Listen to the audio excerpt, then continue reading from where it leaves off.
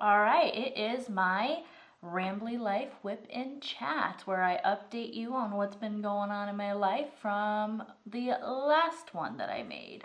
So this week I am going to talk about getting sick and just life updates, like I said. I am trying something new. I did do an unboxing that's coming up soon of the Dreamer Designs, but I wanted to use this little container for an idea that I have for testing out ABs. Using old wax, so I need to put wax in my pens, or using old putty to see if that makes a difference, testing out just different ways. So as we get started, this is what I will be doing until I diamond paint. I am working on JoJo's Seasons Change diamond painting, and yeah, I started it on March 20th of 2024, square diamonds. It's from Diamond Art Club, and that's what I'm working on today. Let's just jump in. I am excited to test out the different ways to put ABs on because I did struggle with my first go around, which is higher up on my canvas, and it was a pain in the butt. So I went around, of course, and looked on YouTube to see what I could find, and I'm gonna test out the little ideas. I'm very excited for that because anything to make it not struggle. I am taking glue dots out, and I'm going to substitute it for wax. Or do you know what? Maybe I can try old glue dots too, like with one pen. And then I'm also going to take out the old putty. I have been using this putty for a very long time and it's not sticking very well, so this needed to happen anyways. Do I need to put a new tip on? Because it's all bent. Damn it. Maybe.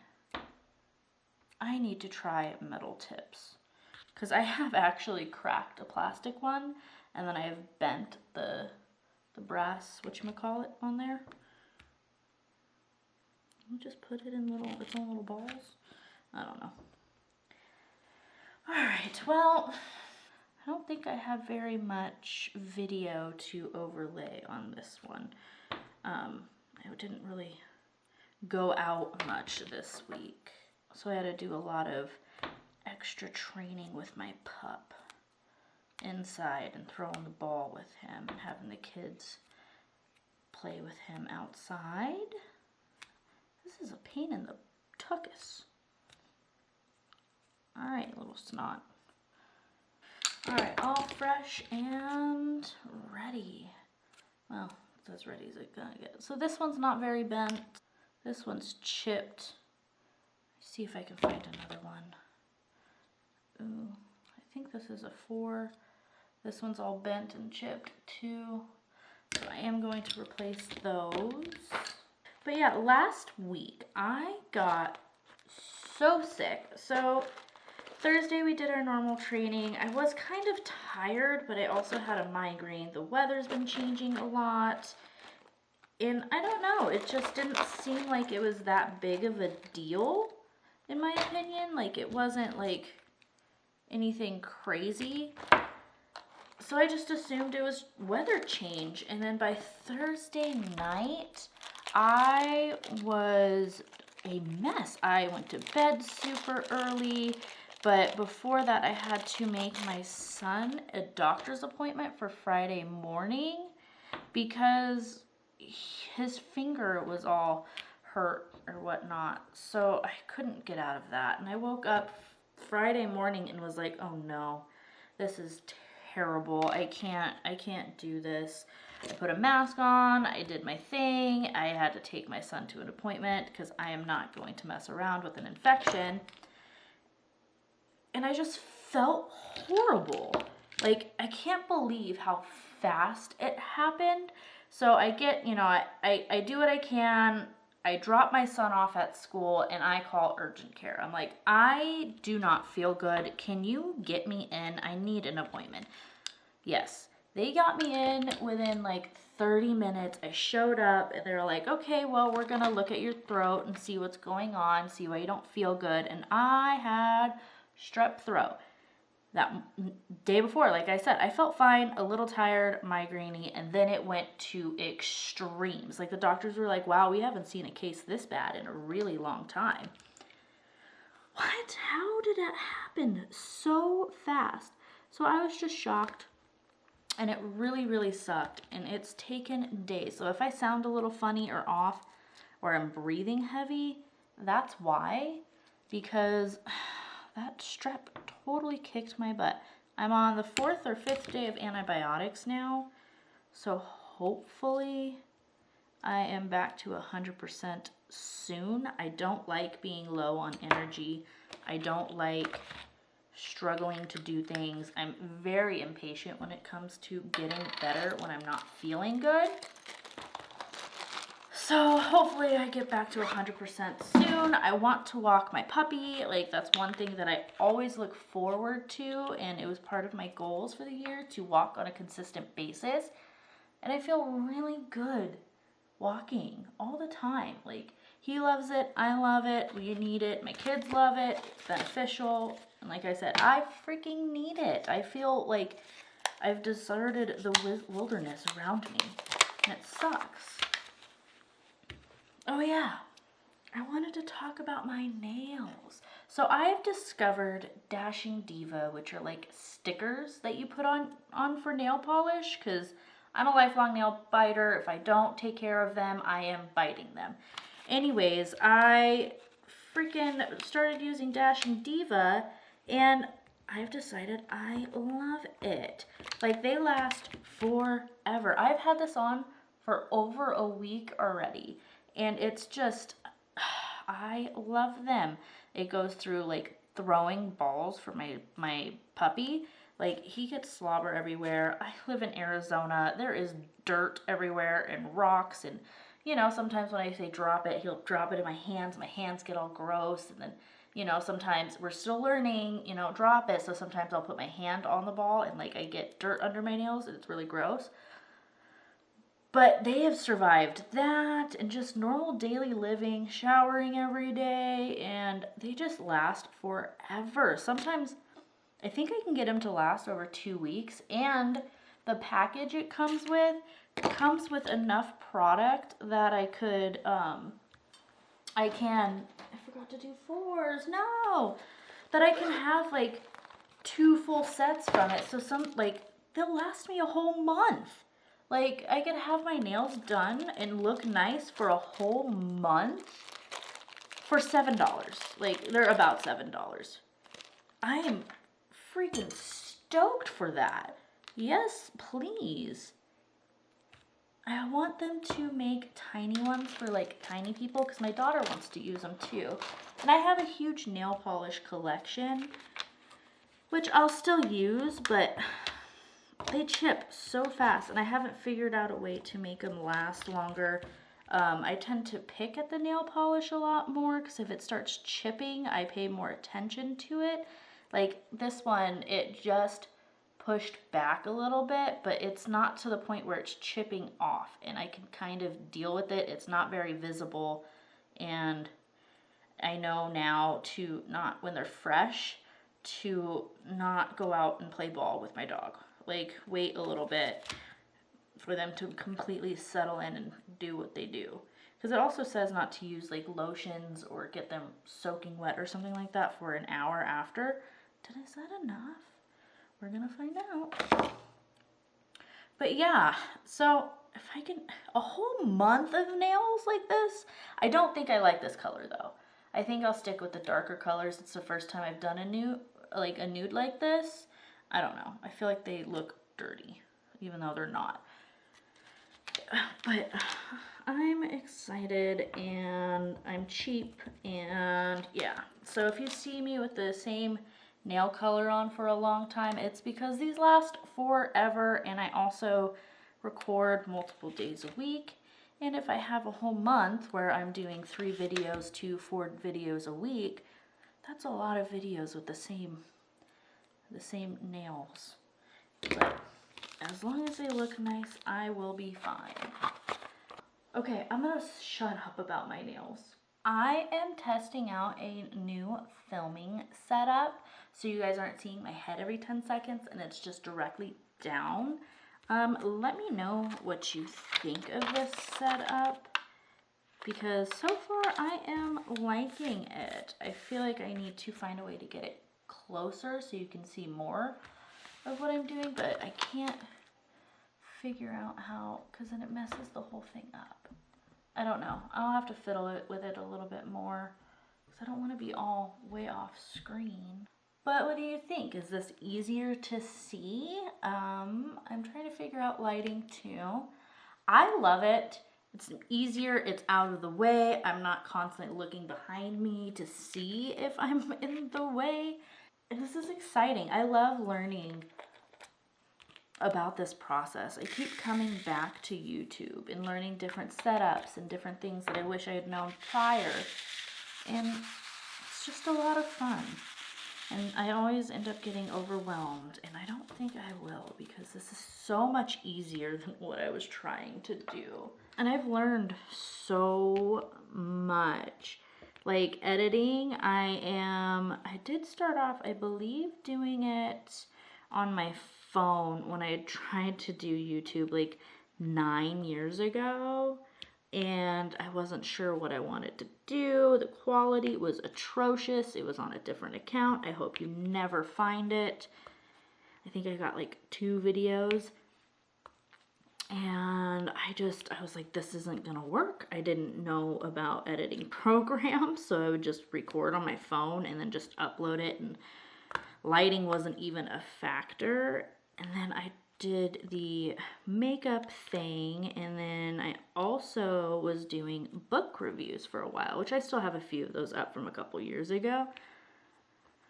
But it was just a pain in the butt. Like, I would have to have this whole setup, like I got this whole elaborate setup, and then I'd have to break it down or the kids would get into it, and it was just too much to set up and do every video. I didn't understand what batch recording was or batch editing and scheduling out, so I was trying to record every night, edit every morning, and then it would take like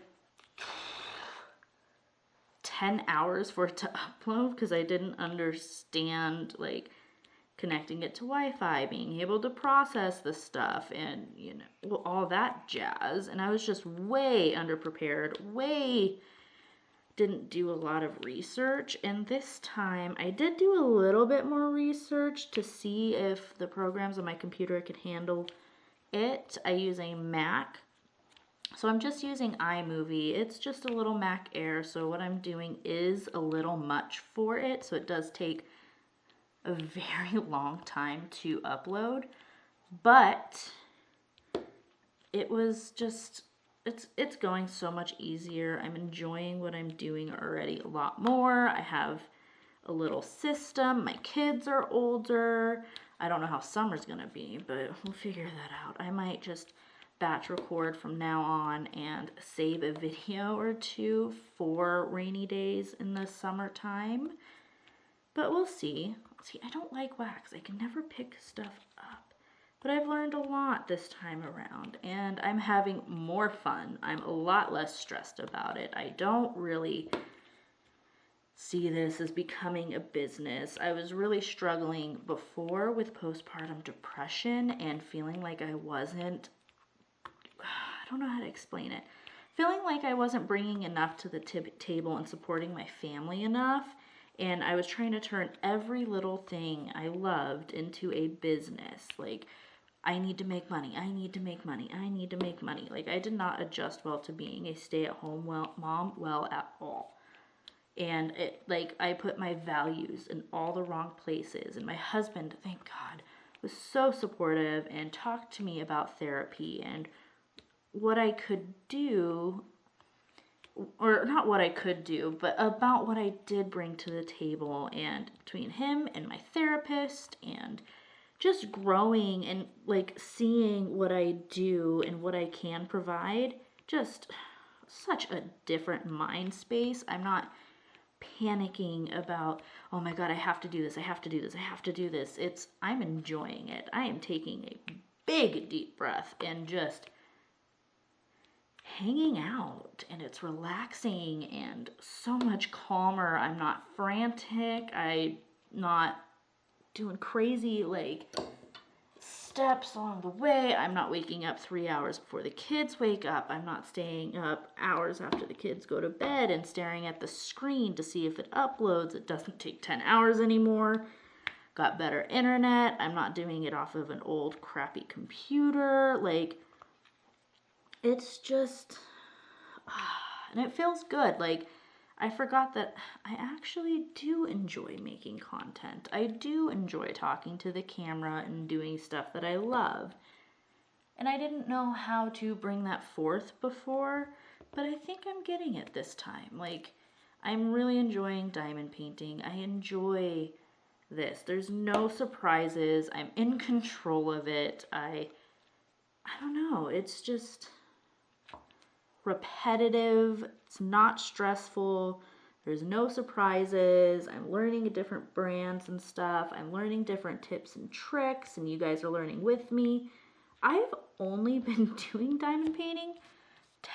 Well, I'm counting this one as my first one. I've started on March 1st, seriously diamond painting. That's what I'm going to say about it, because my first diamond painting was a disaster, and it took 2 years, and it was more of a, I want to do this with the kids. Why is this not working out? How come this is happening? Like, the diamonds won't pop on. And the glue on it was just uber goopy and gross. Either it was over sticking, or it wasn't sticking at all, or it was like slippery. I don't know how else to explain it.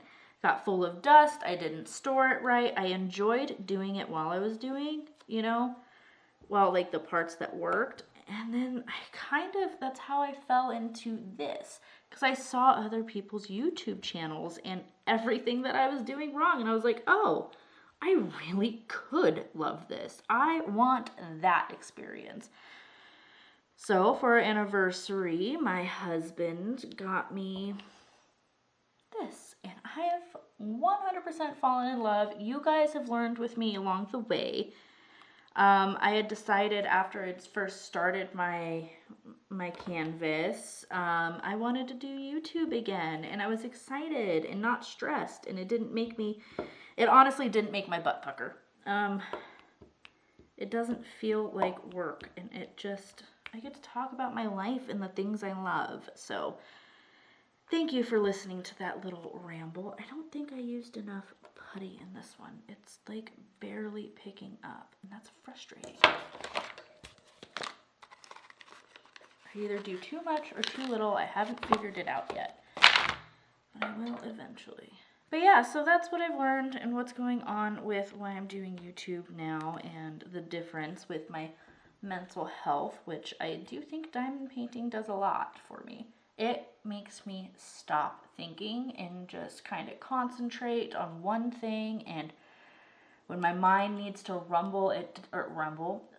my mind needs to just go on its own path, it doesn't spiral while I'm focusing on this. Like, I could listen to audiobooks, watch shows, and do what I need to do while I do it too. So I can do multiple things at once. And honestly, that helps me concentrate more sometimes. Oh, so last week I talked about Charlie's training being atrocious and wanting to start one-on-one training, which officially starts tomorrow. I am stoked.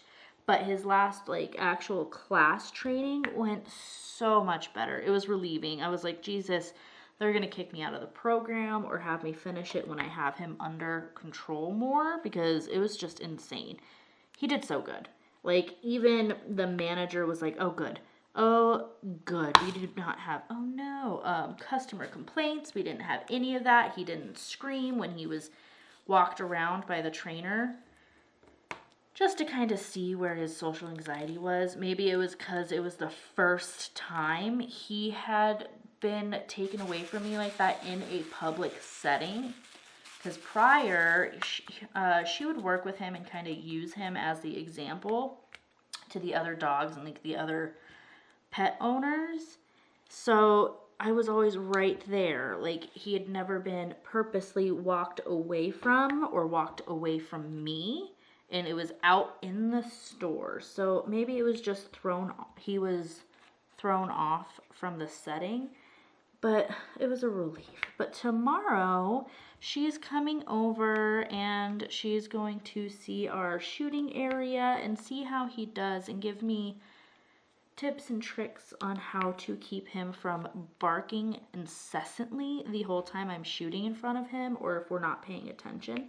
I think we talked a little bit about that last time, and I feel bad because the thing she wanted me to work on this week, or I should say last week or so, before I got sick and ended up being like a 5-day bed rest, or 4-day, I haven't been able to do the training sessions she wanted me to do with him. So we are going to be behind a little bit, but I'm sure she'll understand. And I did, you know, my husband was good about making sure he got played with and that the kids played with him. So he did get energy out, and, you know, he tried to do some training with him, but he's also working 50 hours a week and he's helping with the kids, and I'm extremely tired by the time he got home, and it was just a lot. And we did more puzzles with him and physical activity instead of 2 to 3 training sessions with him. So he did get like the stimulation he needed, but it was just a little different. And I'm excited to start walking again. I think I might try that tomorrow and see how I feel. Like, the antibiotics are fully in my system. The infection is completely under control now. And I feel like I'm getting my energy back. Like, I got the itch to walk today a little bit, but I had a few appointments to take care of, so I didn't really get to, and I'm off schedule, so I'm trying to get things under control, catch up on the house, catch up on laundry. I missed my sweeping and mopping day, so I got to catch up on that. So I'm just kind of going with the flow and getting caught up. So he definitely got ran today. We threw the ball. And, like, he's not the type of dog you can just throw the ball for. You have to, like, he brings you the ball, he has to do a couple tricks and, like, work for it. Because I could just throw the ball for him all day and it's not going to do a damn thing to his energy. So he has to work for it. He has to bring me the ball. He has to drop it. I make him sit, and then I make him lay down, and then I tell him up, and he'll stand, like, sit up into a sitting position, and then I make him shake. Sometimes I make him roll over, spin, and then I'll make him do puppy push-ups is what I call it. Up, down, up, down, up, down, and then wait. And he has to wait patiently until I say fetch, and then I'll throw the ball for him. That, I have realized, really makes him tired. You know, he never knows what command he's going to do. It's always super easy commands. I don't like to make it elaborate. It's things he knows right away. But I also have fun too, because I don't really know what I'm going to say next. Sometimes it's just one lay down, okay, go fetch, you know.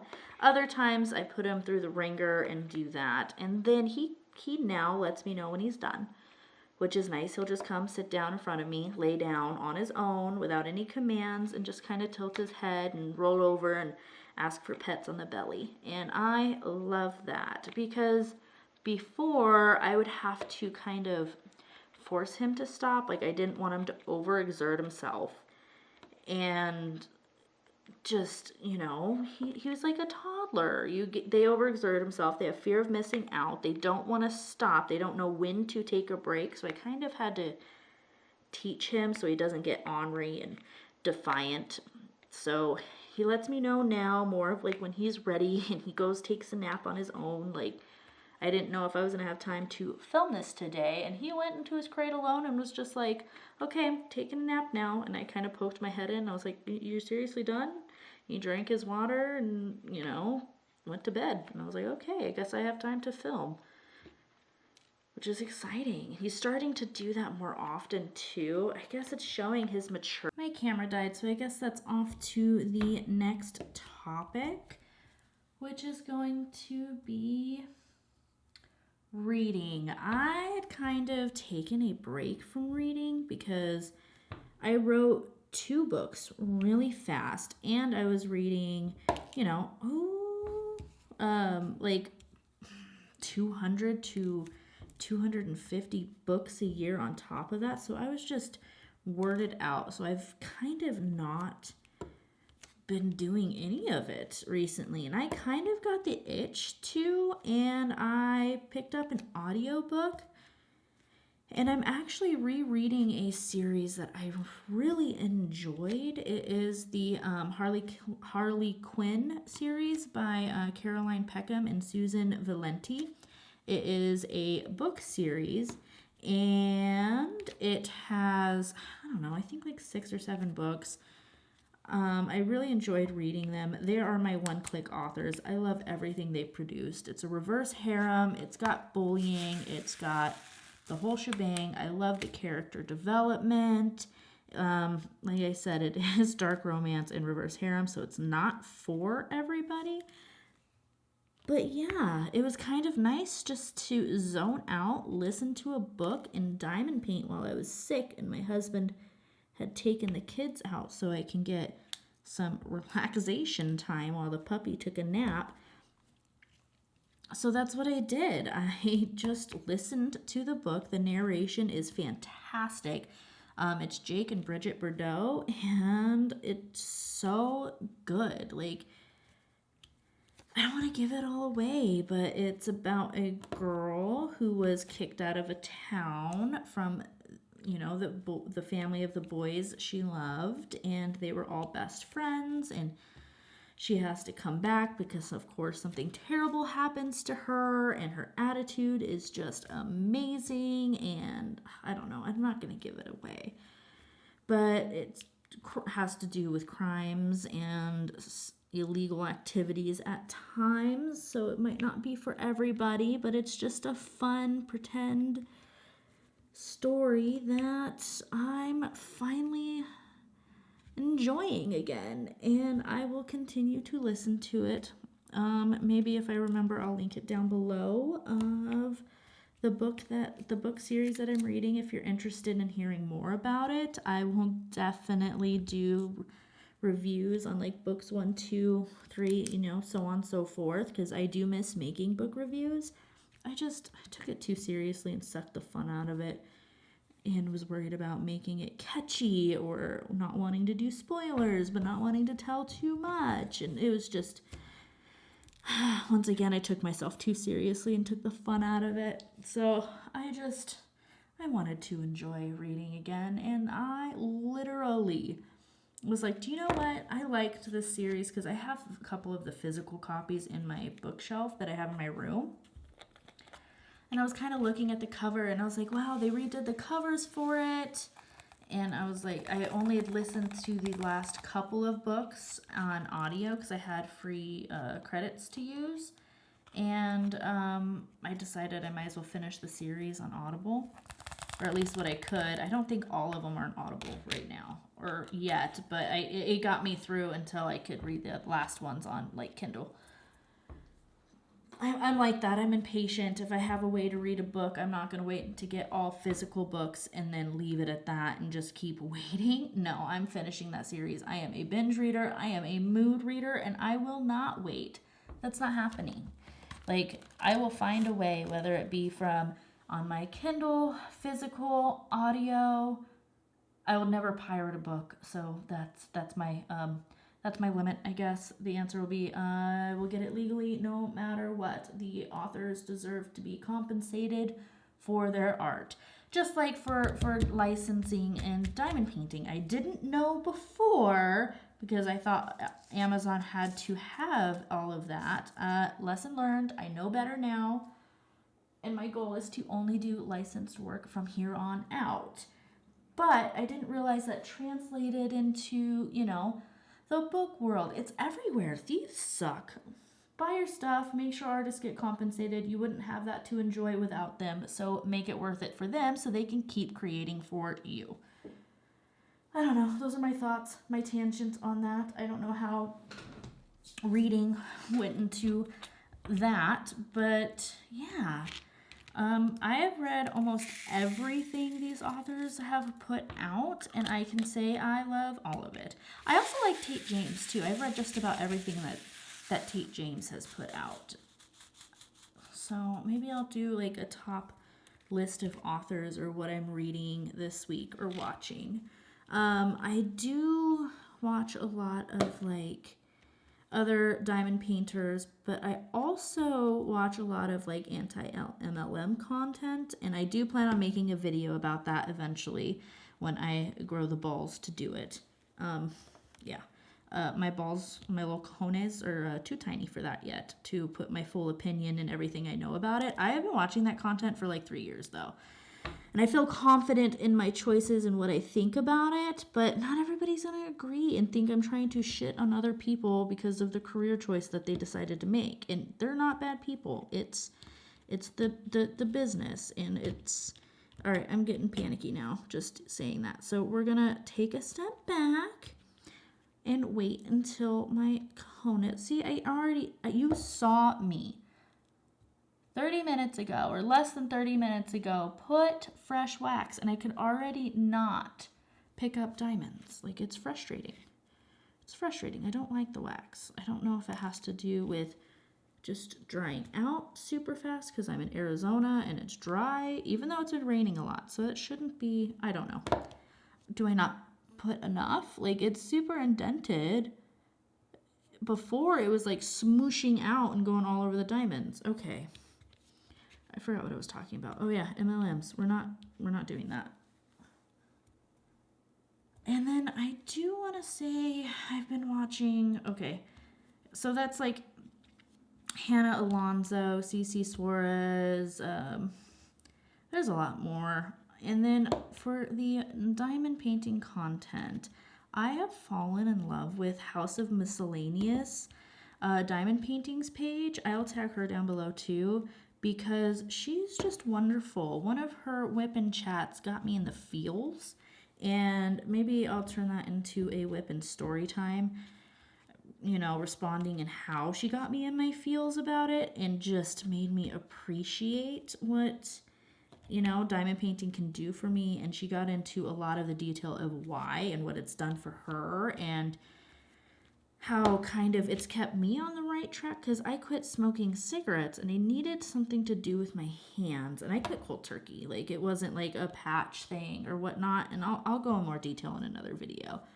But just the way she relayed it and told her story about, you know, what she had gone through was just so heartwarming to me, and was like, oh, I connect with this woman.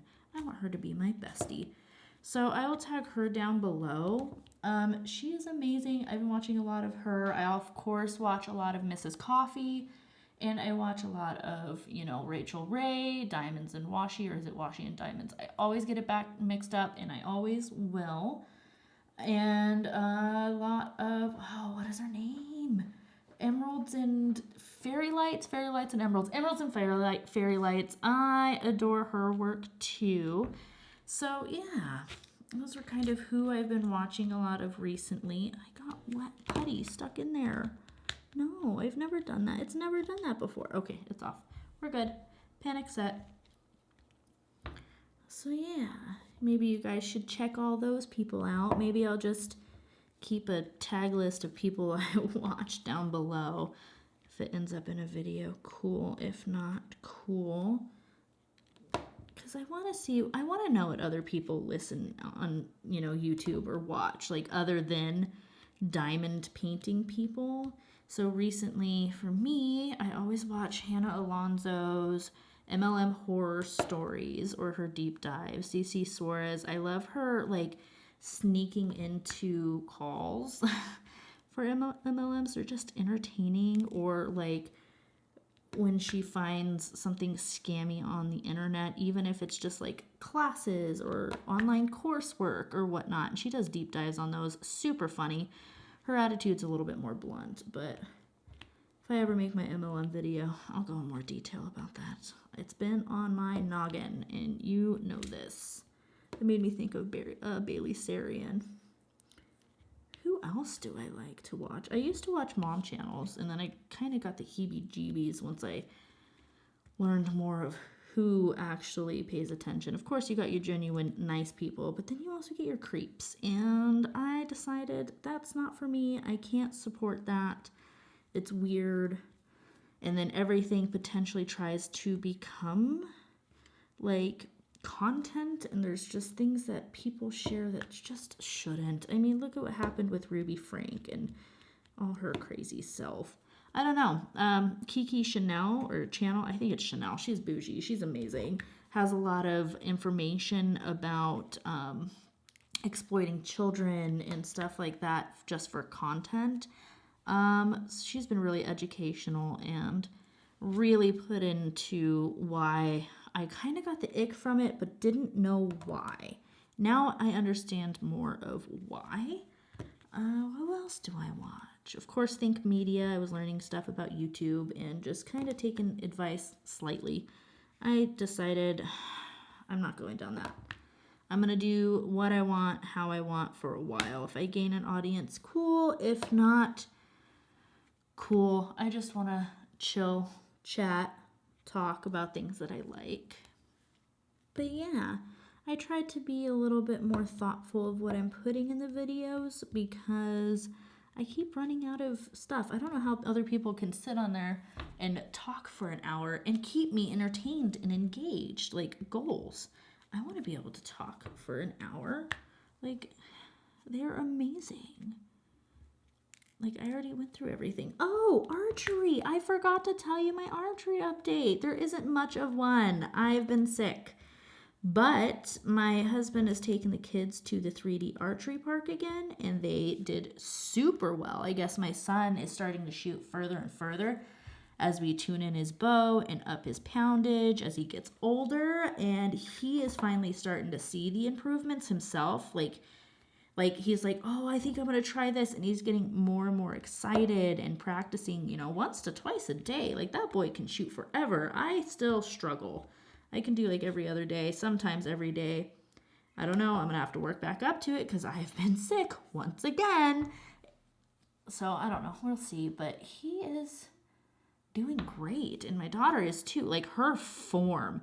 My husband was like, honestly, just watch our daughter if you want to work on your form, because she is on point. Her shooting is so good, and her form, like her aiming, like we're still trying to get her sighted in, but every time she gets tired really fast still, which is, expected. This is still pretty, she's used to more of like a traditional bow, and she would kind of just casually shoot. Now she wants to actually shoot this year because next year she can hunt. And I don't have the heart to tell her that she probably won't be able to archery hunt. It'll have to be rifle because legally you have to have pull back 30 pounds to hunt. So I don't know. I don't think we can get her up to 30 pounds. I'm not even at 30 pounds yet. But I will be. And I know I'll be able to pull it back when it comes to time. But she's like, I want to hunt. So she is just taking it so much more serious and wanting to do it. And I'm like, oh, look at my little girl. Like, maybe not next year, but the year after. Although 30 pounds is super heavy. I don't know. I have to talk to my husband. I have to see if the laws are different for kids. But my camera's going to die. So I might as well end this. Thank you guys for watching. If you made it this far, put a little dog emoji or something. My Charlie is my little heart. And like, subscribe, and have a great day. Thank you again. Bye.